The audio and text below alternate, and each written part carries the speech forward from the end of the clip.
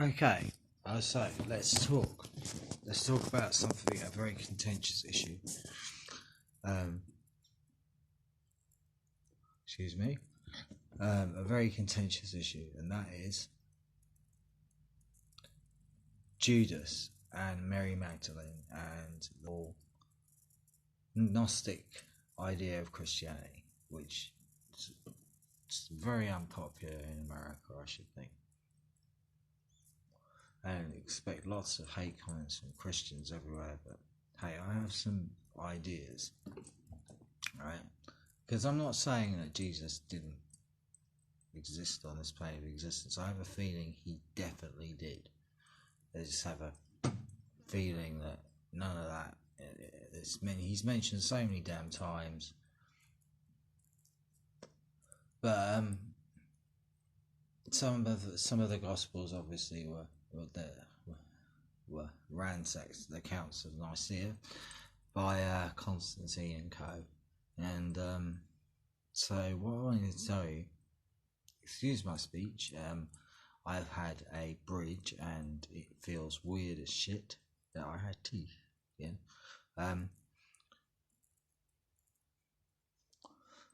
But yeah, this contentious issue is, and it's a thought that I had a moment ago.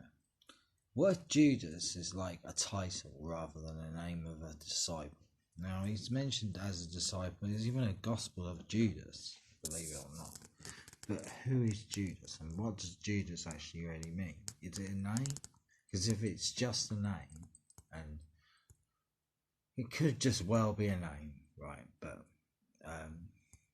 astrologically speaking, Manly P. talks about Judas being Scorpio and the kiss of the scorpion being the sting of the tail of the scorpion. As when kisses Jesus goodbye, is really stinging the tail of the scorpion to death, you know. But I don't know. I have this like theory. Okay, right. There goes my hand. So Jesus, for want of a better reason, is basically crucified, but not crucified to a level where he dies. So rather than him dying, he comes back as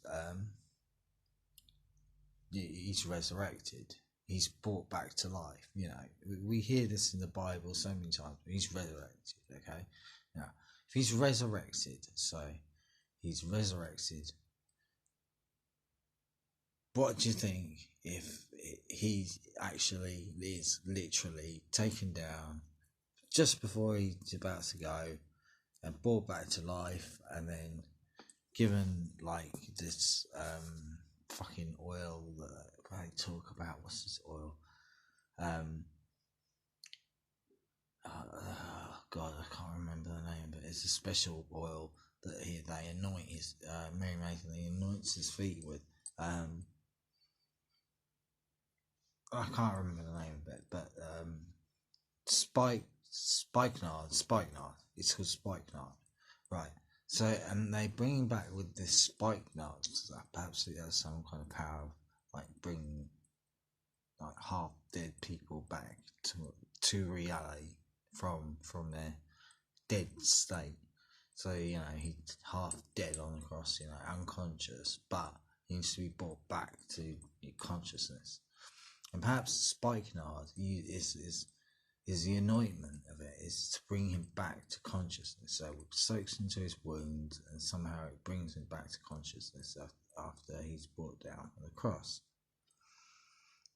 We often hear about Jesus living on in the Gnostic Gospels. He never died on any cross and someone else did it for him, or he was brought down. And my theory is he was just crucified for just long enough to make a spectacle of it. And then all this stuff about the spirit of destiny, maybe he got stabbed just in a certain place where he won't get killed. Okay, so he gets stabbed in a certain place that he loses a bit of blood, right? But we want him close to death. We want him as close to death as possible so that people see him go pass out unconscious. Once he's out unconscious, people piss off, and he's left with the Roman who makes sure he's even more fucked over in a state, and he's bleeding. He's brought down, his wounds are treated with that spikenard stuff again, it has some kind of healing prophecies, and brought back to life and told, he died on the cross and here he is, he's resurrected, so try and kill him again, kind of thing. And then he fucks off, he gets to get the hell out of the country, so he gets the hell out of the country quickly, and we hear him moving to France and to Europe, and